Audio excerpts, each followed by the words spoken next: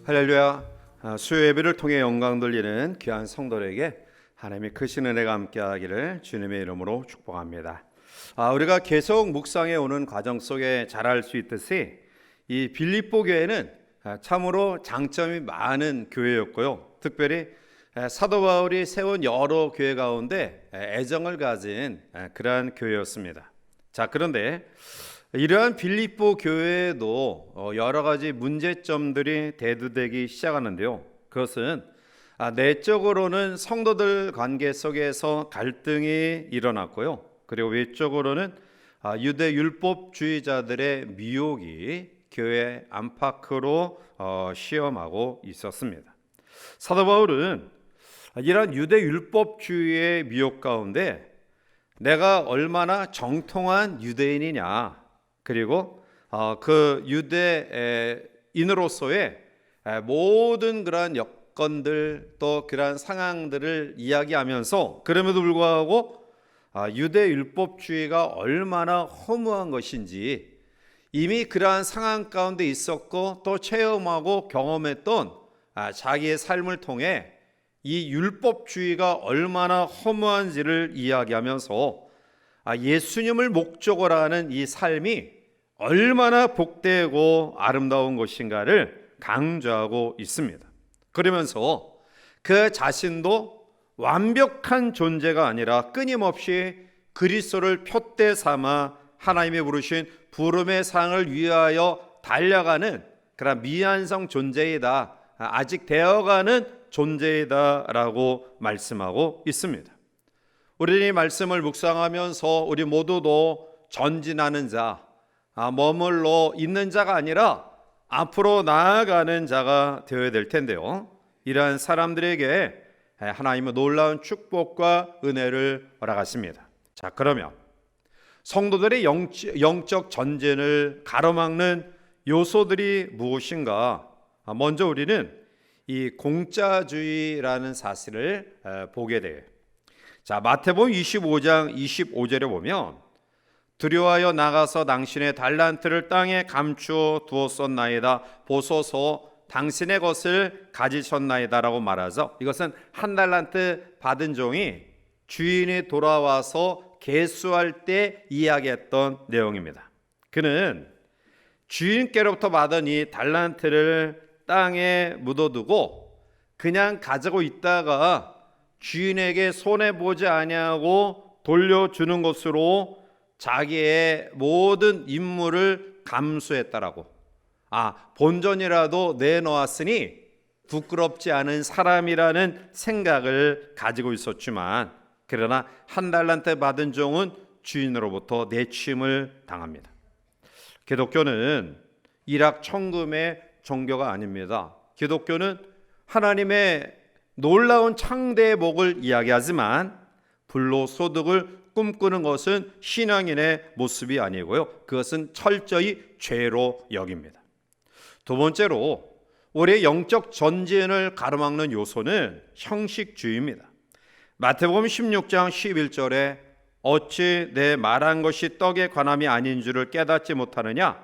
오직 바리새인과 사두개인들의 누룩을 주의하라 하시니 라고 말합니다. 형식주의는 의식은 하되 하나님은 의식하지 않아요.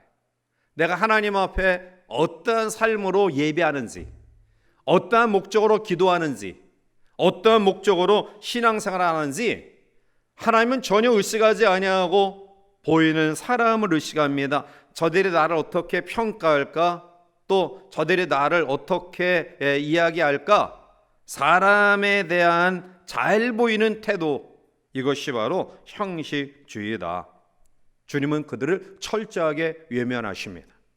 오늘 우리의 예배가, 우리의 기도가, 그리고 교회 생활 가운데 여러 가지 헌금을 비롯한 봉사와 헌신의 삶이 하나님 보시기에 내가 하나님의 은혜에 감격해하는 마음으로, 그 은혜에 감사하는 마음으로 드려지는 예배, 그리고 사랑하는 마음으로 묵상하는 기도, 그리고 예물, 봉사, 헌신인지, 아니면 내 위치가, 내 직분이, 그리고 내 신앙의 연륜이 이러니까 그래도 저러한 초신자들보다 나아야 되겠다라는 그러한 의식을 가지고 행하는 것이 아닌지, 이것은 신앙의 전진이 전혀 없어요.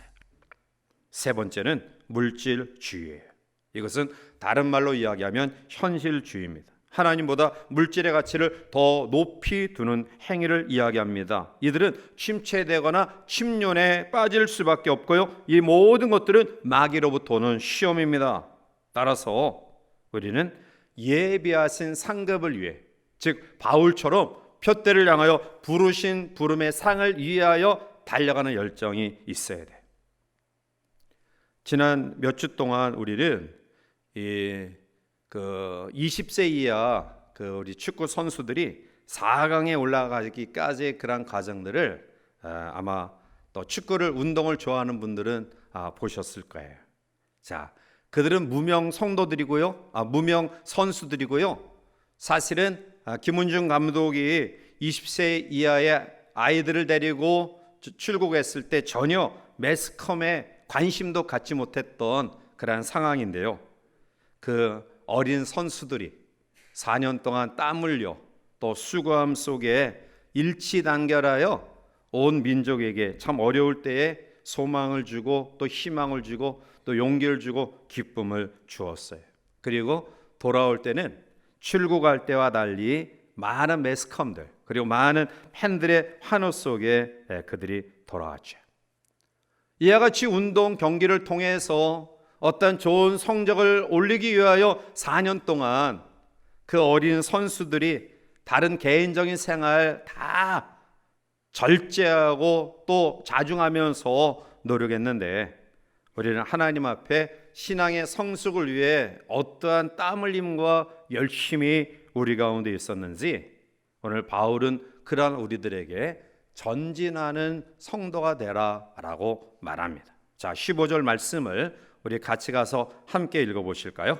그러므로 누구든지 우리 온전히 이룬 자들은 이렇게 생각할지니 만일 어떤 일에 너희가 달리 생각하면 하나님이 이것도 너희에게 나타내시리라. 아멘. 자, 오늘 본문의 말씀 가운데 온전히 이룬 자, 이들이 바로 성숙한 사람 그리고 전진하는 삶을 이야기하는데요. 그런데 이 말씀을 들으면서 사실은 우리의 마음속에 자괴감이 들어요. 자, 성경은 온전히 이룬 자라고 이야기하면서 성숙한 완전한 삶을 이야기하는데, 과연 온전히 이룬다라는 것이 가능한 것일까? 우리 자신을 보면서 과연 온전함이 가능한 것일까? 우리는 어쩌면 온전한 사람은 없어, 이러한 이야기가 아마 우리의 입술에서 내 삶을 보면서 주변에 접하는 사람들을 바라보면서 더 자연스럽게 나오는 표현일 거예요. 저 사람은 완전해, 저 사람은 온전해, 흠이 없어, 이렇게 이야기보다는 참 온전하지 못한 자신과 주변의 사람들을 보게 돼. 자, 그럼에도 불구하고 성경은 우리에게 온전한 삶을 강조해요. 아니, 온전한 삶을 강조할 뿐만 아니라 온전한 삶을 살아라, 온전하라, 그렇게 절대적인 명령으로 우리에게 주셔요. 마태복음 5장 48절에 보면 그러므로 하늘에 계신 너희 아버지의 온전하신가 같이 너희도 온전하라. 예수님이 말씀하신 내용이에요. 자, 그러면 이 온전을 우리가 어떻게 해석하고 받아들여야 될까요? 오늘 예수님이 그렇게 간곡하게 명령하신 온전하라, 이 말씀을 어떻게 우리가 이해하고 받아들여야 될까요? 성경에 보면 정말 믿음에 있어서 온전해지려고 노력했던 수많은 사람들을 봐요. 그 가운데 한 종파의 사람이 바리새파 사람들이에요. 하루는 한 청년이 예수님께 찾아와서 선생님, 제가 영생을 얻으려면 어떤 선한 일을 해야 됩니까? 라고 묻습니다. 이때 예수님이 이 청년에게 영생을 얻고 싶다면 계명을 지켜라 말씀하세요. 청년은 아주 자신만만한 그런 마음으로 아니 어떤 계명을 지켜야 됩니까? 라고 물어요. 그리고 예수님께로부터 살인하지 말라, 간음하지 말라, 도둑질하지 말라, 거짓 증언하지 말라, 뭐 부모 공경하라, 내 이웃을 내 자신처럼 사랑하라, 이란 계명이다. 바리새파 청년은 예수님께로부터 당연하게 들려지는 이 말씀에 대해서 선생님, 저는 지금까지 그것을 다 지켜왔습니다. 그 모든 것들을 내가 다 지켜왔는데, 그런데 그 밖에 혹시 제게 부족한 것이 뭡니까? 이렇게 물어요. 이 청년은 바리새파 사람이에요. 왜냐하면 어려서부터 이 모든 계명을 지켜왔다라는 고백을 통해서 보면 철저하게 율법 훈련과 교육을 받았고, 그리고 나름대로 규범 있는 그러한 삶을 살았던 청년임에 분명하죠. 자, 그런데 주님은 당당하게 이 모든 계명을 지켰다라고, 어려서부터 그 모든 계명을 다 지켰다라고 자부하며 이야기하는 이 청년에게 너에게 오히려 부족한 것이 있다. 그리고 마태복음 19장 21절에 이야기하서 예수께서 이르시되 내가 온전하고자 할진대 가서 내 소유를 팔아 가난한 자들에게 주라. 그리하면 하늘에서 보화가 내게 있으리라. 그리고 와서 나를 따르라 하시니 말씀에. 우리는 주님의 말씀 속에 온전이라는 것은 율법의 규정을 완벽하게 지킴으로 이루어지는 것이 아님을 보게 돼요. 온전하라라는 말씀이 퍼펙트한, 아무 흠도 결점도 없는 완벽한 그러한 것을 이야기하는 것이 아니라는 거예요. 그러면 오늘 주께서 우리에게 온전하라라고 명령하시고, 오늘 바울도 우리 온전히 이룬 자들을 이렇게 표현하고 있듯이 온전한 삶, 온전한 성도, 온전한 신앙인에 대해서 이야기하고 우리 모두도 그러한 삶을 살아가야 될 텐데, 그러면 성경이 우리에게 이야기하는 이 온전의 의미는 뭘까요? 그것을 먼저 하나님이 창조하신 인간성의 회복이에요. 즉 하나님의 형상의 회복입니다. 사람은 유일하게 하나님의 형상대로 창조된 피조물이에요. 자, 따라서 형상대로 지음받았다라는 것은 바로 영적인 존재로 창조되었다라는 것입니다. 다시 말하면 선한 양심으로 하나님 앞에 창조를 받았다라는 것입니다. 그런데 죄가 들어옴으로 이 모습들이 잃어버리게 되어져요. 본래 하나님이 지으신 형상을 잃어버리게 되죠. 하나님과의 관계가 단절됩니다. 끊어집니다. 그 결과 인간은 죄성을 가지고 그 속에서 주어지는 인간이 경험하는 모든 고통과 아픔과, 그리고 아픔뿐만 아니라 잘못된 그런 모든 것들이 우리의 삶 속에 자연스럽게 일어나는, 죄를 물마시듯 하는 그러한 삶을 살아가요. 이러한 속에서 하나님이 우리에게 온전하라라는 명령은 바로 형상의 회복이에요. 다시 말하면, 너무 쉽게 이야기하면 새 사람으로 재창조함을 받는 겁니다. 예수 그리스도를 통해서 우리가 형상을 회복되어질 때 하나님과의 단절된 관계가 이어지고요, 그리고 하나님의 형상대로 지으셨을 때 본래 모습을 우리가 회복할 수 있는 것이다. 그래서 온전이라는 개념 속에는 바로 이 형상의 회복이에요. 인간성의 회복. 두 번째는 온전이라는 그 의미 속에는 성숙함에 대한 내용이 그 가운데 내포되어 있어요. 에베소서 4장 13절에 보면 우리가 다 하나님의 아들을 믿는 것과 아는 일에 하나가 되어 온전한 사람을 이루어 그리스도의 장성한 분량이 충만한 데까지 이르리니 라고 말하죠. 장성한 분량이 충만한 데까지 온전하게 되었을 때 이루어진다. 다다른다. 그런데 이 과정 속에서 그 온전함을 이룰 수 있는 그러한 내용이 13절 전반 부분에 보면 믿는 것과 아는 것에 하나가 되는 것이다. 내가 아는 것과 내가 믿는 것이, 기도하는 것과 행하는 것이, 말씀을 묵상하는 것과 우리의 삶의 내용이 하나가 되는, 일치가 되는. 코로나 이후에 또 우리 교회를 또 예측하고 또 회복하는 요소 가운데 중요한 부분 가운데 하나가 뭐냐 하면, 물론 교회는 본질적인 이 복음에 대한 내용은 바뀌지 않아요. 그런데 이 신학자들이 앞으로 교회가 회복해야 될 내용 가운데 가장 중요한 부분이 뭐냐면 바로 윤리성이라는 거예요. 윤리성. 즉 우리가 하나님의 말씀을 아는 것만큼 우리의 삶에 실천함이 필요하다라는 거예요. 이 윤리성이 결여되면 결코 교회는 회복될 수 없다. 이전에 빛과 소금의 직분을 감당할 수 있는 교회로 세워지지 못한다. 결국 믿는 것과 아는 것, 우리가 보는 것과 우리의 삶에 실천한 부분이 괴리가 있으니까 결국 성숙한 신앙이 되지 못하고 그리스도의 장성한 분량에까지 다다르지 못하는 거예요. 온전함이란 바로 장성한 분량에 이르기까지 우리의 신앙이 세워지는 것이고 그것은 믿는 것과 아는 일에 하나가 되는 것이다. 내가 하나님을 믿는 것과 우리의 삶 속에 그것을 실천하는 실천적인 모습이 일치가 될 때 그것이 바로 온전한 모습이다. 세 번째는 하나님께 대한 사랑이에요.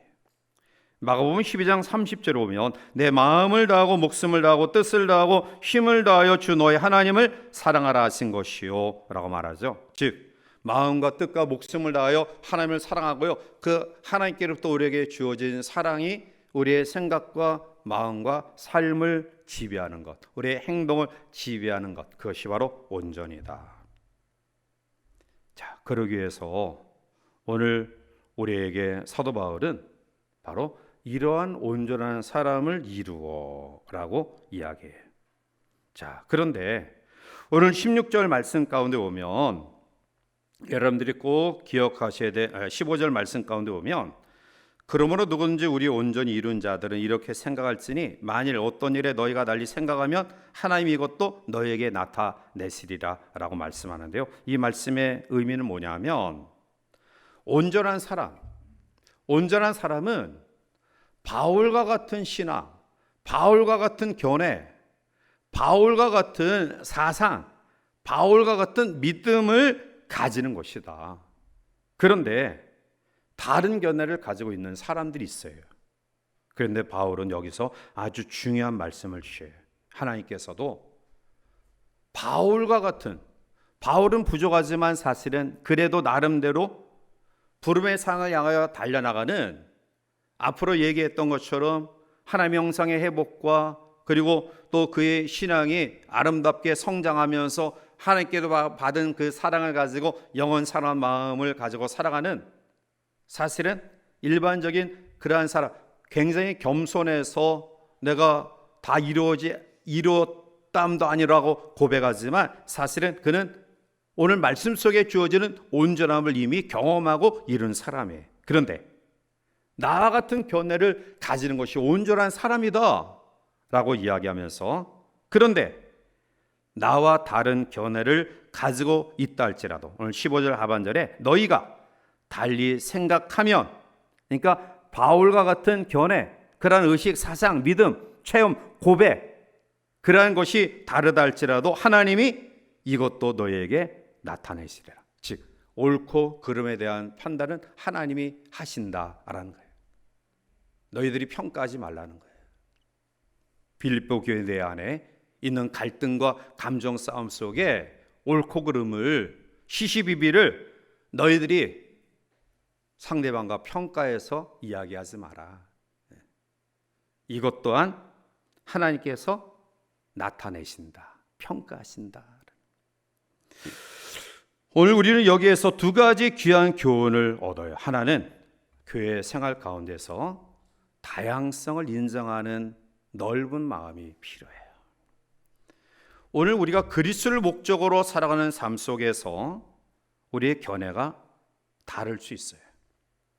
어떤 사람은 신앙생활을 오래 했고 또 그 신앙생활도 우리 물레동 교회에서 대부분 한 사람들이 있어요. 이분들은 별로 모든 상황과 여건과 환경이 어색하지 않아요. 그런데 어떤 사람은 교회 중간에 온 사람도 있고 또 짧은 그런 신앙의 연륜을 가진 사람들이 있어요. 그분들은 아직도 어색한 그런 부분들이 있어요. 또 각자의 성품이나 또 환경이나 이러한 것들 속에서 우리의 표현되어지는 믿음의 표현이 다를 수 있어요. 그런데 바울은 앞에서 이미 이야기했죠. 빌립보서 2장 2절에 마음을 같이하여 같은 사랑을 가지고 뜻을 합하여 한 마음을 품으라 라고 권고했지만 바울 자신도 항상 일치된 의견을 가질 수 없음을 그도 알아요. 그래서 온전한 사람은 나와 같은 견해를 가지는 것이다. 그러나 그렇지 않은 사람도 하나님이 너에게 나타내시라 라고 이야기하면서 이 의견 차이에 대한 문제는 하나님이 해결해 주신다라는 거예요. 그러므로 그것 때문에 오늘 빌립보 교회가 지도자의 갈등과 감정의 고립 속에 서로 충돌하는 안타까운 모습을 보면서 교회의 화평을 깨트리지 말고 하나님이 개입하셔서 그 모든 것들을 해결해 주시도록 맡기라는 거예요. 여러분, 살면서 나만 옳다고 주장하는 것처럼 위험한 것 없어요. 남 틀렸다고 너무 열낼 필요 없습니다. 오직 옳고 그름의 최종적인 판단은 하나님이 하시는 거예요. 오늘 바울도 사실은 부끄러움이 없어요. 그는 성도들, 빌립보 교회 성도들이 그 모든 사람들이 볼 때 그는 조금 전에 이야기했던 온전한 하나님께서 원하시는 온전한 삶의 그러한 모습들을 이미 가지고 있는 사람이에요. 거듭 태어나 하나님의 형상대로 다시 지음받은, 또 그가 끊임없이 자신을 복종시키면서 그리스도를 향하여 끊임없이 달려가는 그러한 삶을 살았고요.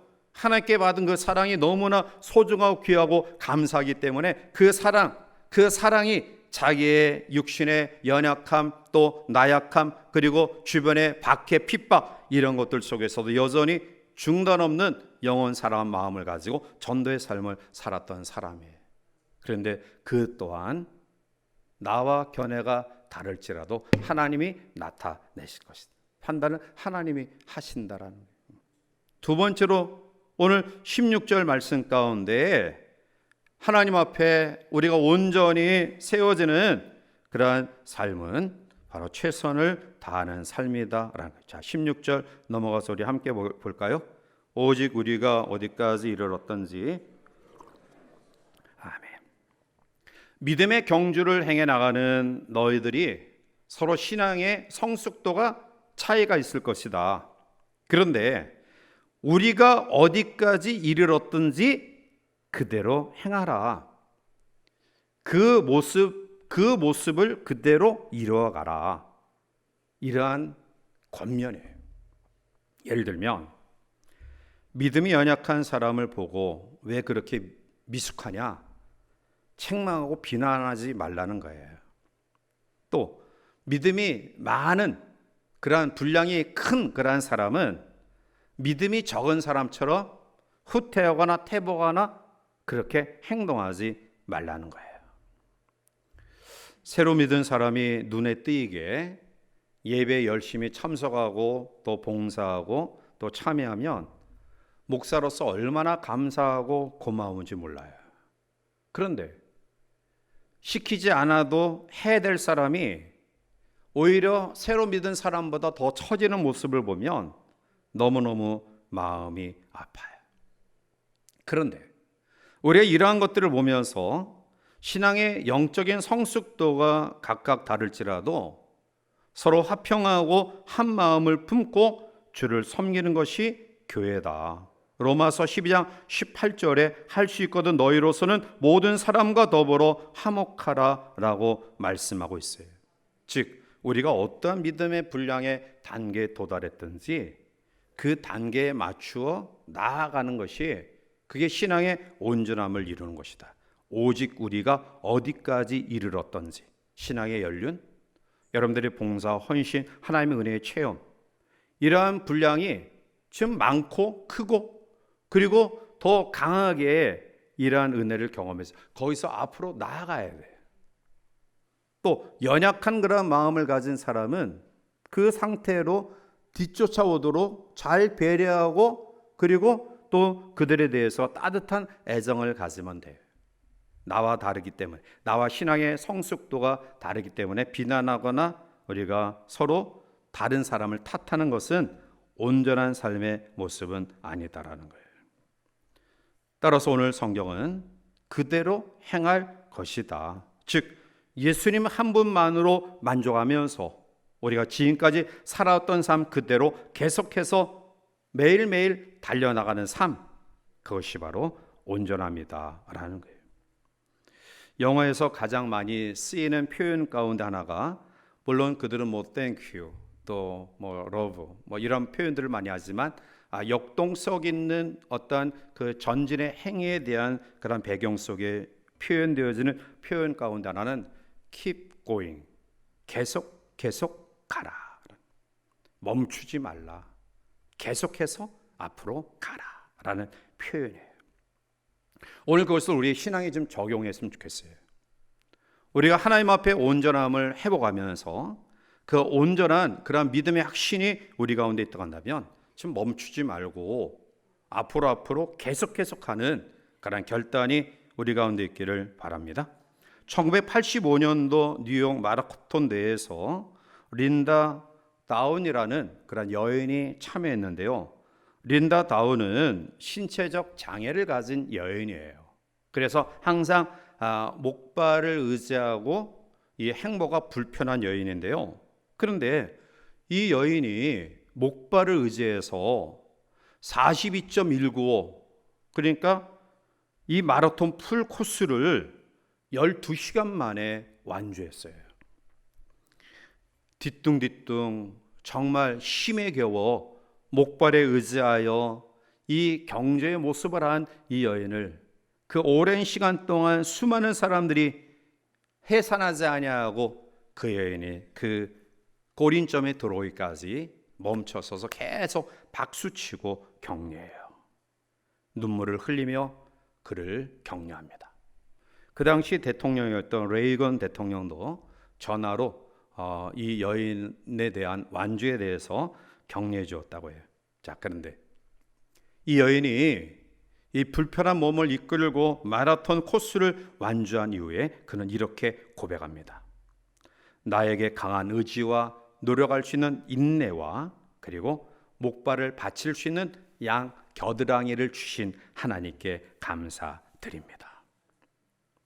오늘 우리도 온갖 장애를 무릅쓰고 완주했던 이 여인처럼 우리의 상황이 완전하진 않지만 때로는 내가 달려갈 수 없을 정도로 심신이 너무 피곤하고 또 이 세상에 여러 가지 것에 찌들려 있지만 그러나 나에게 주신 그 믿음의 확신과 감당할 만한 능력과 그리고 여전히 행보할 수 있는 은혜를 베푸신 그 주님을 소망하면서 keep going, 계속해서 달려가야 되지 않을까요? 그것이 바로 오늘 우리에게 필요한 온전함을 이루는 삶의 비결이에요. 그리고 결론적인 말씀으로, 그러면 우리가 믿음으로 행하여 달려가기 위해서 오늘 사도 바울이 지금까지 이야기했던 내용들을 종합해서 이야기하면 제일 먼저는 뒤를 돌아보지 말아라. 우리 시선은 언제나 앞에 있어야 돼. 뒤를 돌아보며 과거의 매인 삶은 우리 신앙의 전진을 가로막는 요소예요. 지옥에 간 영혼들 가운데 제일 많은 영혼들이 껄껄 사람이라고 그러죠. 껄껄. 내가 이 땅에 살아가는 동안에 좀 더 하나님 앞에 봉사할 걸. 나에게 주신 기회를 낭비하지 않고 하나님 앞에 정말 경건한 믿음의 삶을 살 걸. 아마 실패하는 인생들, 그런 사람들의 공통점 아니에요? 내가 그때 땅을 사둘 걸. 재빨리 아파트 팔아버릴 걸. 껄껄 인생. 살다 보면 우리가 다 만족하고 완전할 수 있을까요? 사실 후회된 일 너무 많아요. 왜냐하면 우리는 불완전하기 때문에. 그렇다고 해서 그것에 매여서 껄껄거리면 우리의 남은 생애도 낭비되는 거예요. 여러분, 혹시 우리가 껄껄 인생을 살아갔다 간다면 후회로운 시간은 지난 시간으로 족하지 않나요? 남은 생애까지 우리가 하나님 앞에 가서 껄껄하면서 후회하는 그런 삶을 살아간다고 한다면 얼마나 아버지 앞에 안타까울까요? 오늘 여기까지 우리의 믿음이 온전한 전진의 모습들을 가지기 위해서는 중요한 것은 과거가 아니다, 우리의 앞날이다.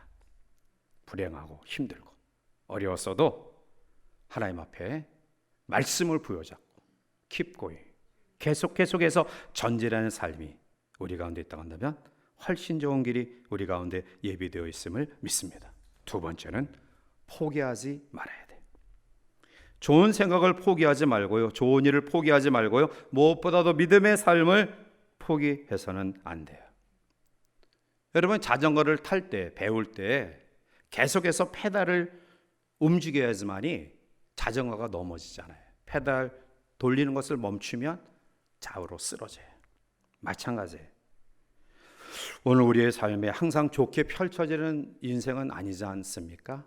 어쩌면 우리 모두도 나만 왜 이렇게 힘듭니까? 라고 이야기하지만 모두가 힘들어요. 모두가 어렵고요, 모두가 아파요. 그런데 중요한 것은 그 아픔, 그 힘듦, 그 고통 가운데서 누가 포기하지 않고 좌절하지 않고 나아갔느냐라는 것이 중요한 거예요. 특히 믿음의 선한 일을 행함에 있어서 우리가 낙심하지 아니하는 것이 대단히 중요하다. 갈라디아 6장 9절에 우리가 선을 행하되 낙심하지 말지니 포기하지 아니하면 때가 이름에 거두리라. 여러분, 부조리한 현실 속에서도 우리가 낙심하지 않는 이유는 하나님의 선하심에 대한 믿음이 있기 때문에 그래요. 하나님이 선하시다는 사실을 우리가 확신하지 못하면 슬쩍슬쩍 불의하고 부정 일삼고 이기적인 그런 마음으로 자기 중심적인 삶을 살아가죠. 그러나 하나님의 선하심, 선악간에 판단하시고 심판하시고 그리고 보상하시는 그 하나님을 믿기 때문에 우리는 하나님 앞에 어렵고 힘든 길을 걸어가는 거예요. 손해보는 길을 걸어갑니다. 그리고 때가 이름에 거두는 놀라운 역사를 경험하게 되는 것입니다. 세 번째, 우리가 중단 없는 전진의 온전한 삶을 살아가기 위해서는 나태하지 말아야 된다. 나는 다 됐어. 지금까지 헌신했으니까, 봉사했으니까. 우리가 어려운 일을 만났을 때 포기하지 않는 것도 중요하지만, 그러나 어떤 일을 이루었을 때 이제 다 됐어 라는 마음도 굉장히 위험한 생각이에요. 그리스도의 장성한 분량까지 우리의 신앙의 목표는 예수 그리스도예요. 예수 그리스도의 온전하신 같이 우리도 온전하기 위해서는 고인물이 되어서는 안 된다. 멈춰있는 그러한 돌이 되어서는 안 된다라는 선한 비전을 가지고 앞으로 나아가는 우리 모두가 되시기를 바랍니다. 어떤 책을 보니까 다음과 같은 사람은 절대로 역사의 주인공, 성공자가 될 수 없다라는 8가지 철칙을 이야기하더라고요. 하나는 약속 시간보다 항상 늦게 도착하는 사람. 제가 제일 싫은 사람이 이러한 사람들. 꼭 약속 시간, 그게 어쩌다 하는 게 아니라 습관에 정말 때려주고 싶어요. 그 한 사람 때문에 10사람이 5분 늦었으면 50분 손해보는 거예요. 또 하나는 언제나 중심에 있지 아니하고 구석에 있는 것을 좋아하는 사람. 이웃에 대하여 시선을 돌리지 아니하고 혼자만 즐기는 사람. 그리고 항상 남의 뒤만 졸졸 쫓아다니는 사람. 말할 때 힘이 없고 확신이 없는 사람. 그리고 어깨가 처지고 발걸음에 힘이 없는 사람.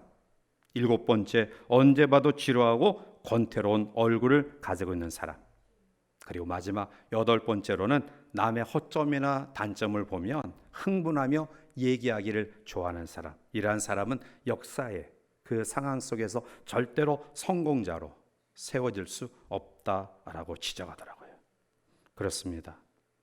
항상 하나님께서 우리에게 주신 소망을 가지고 앞으로 달려나가는 삶. 그것이 바로 전진하는 온전함을 이루는 성도의 삶임을 믿습니다. 이제 말씀을 맺습니다. 그리스도 예수를 아는 지식이 우리의 삶에서 구체적으로 실천되는 성도들이 되시기를 바랍니다. 우리는 완벽한 사람이 아니라 앞으로 달려갈 길들이 많이 남아있는 사람들이에요. 어쩌면 그리스도에게 붙잡힌 바 되었다라는 것은 지금까지의 삶보다 앞으로 나아가는 우리의 삶 속에 어떠한 의지와 생각을 가지고 있느냐에 따라서 결정되어짐을 저는 믿습니다. 그것은 바로 바울이 우리에게 권고하신 것처럼 온전함을 이루기 위하여 세 가지 아름다운 그러한 삶의 모습, 하나님의 형상을 회복한, 정말 우리의 속사람이 거듭 태어나는 새로운 사람, 또 하나님 앞에 우리의 믿음이 날마다 아는 일과 믿는 일에 하나 되어 성장해 나가는 사람, 그리고 하나님의 은혜에 대해서 우리가 늘 감사하고 기억하고 나아가는 그러한 능동적인 그러한 믿음의 헌신의 삶, 이것이 바로 우리 가운데 있을 때 바울이 우리에게 말씀한 것처럼 신앙의 온전함을 이루어 하나님 앞에 부름의 아름다운 상의 결과를 경험할 수 있는 그러한 사람들이 되어질 줄 믿습니다. 이러한 온전함이 우리 가운데 아름답게 이루어서 온전한 바울 통해서 빌립보 교회가 또 다시 한번 온전함으로 회복되었던 것처럼 여러분들의 온전한 믿음을 통해서 가정과 교회와 또 이 사회가 아름답게 회복되어지고 세워지는 역사를 이뤄가시기를 주님의 이름으로 간절히 축원해 드립니다. 기도하시겠습니다. 사랑과 은혜가 충만하신 거룩하신 하나님, 오늘 바울이 그가 경험하고 깨달았던 귀한 교훈의 말씀을 우리에게 전하면서 그리스도의 온전함을 이루는 사람이 되기를 우리에게 권고합니다. 그것은 자기와 견해가 다른 그러한 사람이라 할지라도 하나님이 판단하심을 믿고 신뢰하는 내어 맡기는 삶이고요, 우리의 각자 위치에서 다른 사람과 비교하여 시기하고 다투며 원망하며 불평하는 삶이 아니라 우리의 주어진 삶의 경주에서 앞으로 한 걸음 한 걸음 나아가는 삶이 그리스도의 온전을 이루는 하나님의 사람임을 말씀합니다. 우리 모두가 이러한 믿음으로 거듭 태어나기를 원합니다. 그래서 우리의 온전함 때문에 우리의 가정이, 우리의 교회가, 우리가 함께하는 지체들이, 이웃이, 이 땅과 열방이 하나님의 온전함을 경험할 수 있도록 축복하여 주시옵소서. 특별히 이 땅의 어지러움을 하나님께서 지도자로부터 온 백성일까지 영적 대각선 운동을 통해 하나 되게 하시고, 교회가 영혼 구원하는 선교의 기지로 빛과 소금의 직분을 감당할 수 있도록 역사하여 주시며, 또 함께 더불어 이 거룩한 사명을 감당하는 우리 지체들 속에 연약함, 물질의 어려움, 또 삶의 찌들림 속에 있는 죄의 백성들 영혼신의 강함을 더하여 주셔서 함께 격려하고 독려하고 사랑하고 이끌고 또 함께 되어 이 귀한 사명을 끝까지 감당하는 우리 모두가 되게 축복하여 주시옵소서. 주의 은혜가 우리 모두에게 영원히 함께하기를 원하옵고 예수님의 이름으로 기도하옵나이다. 아멘.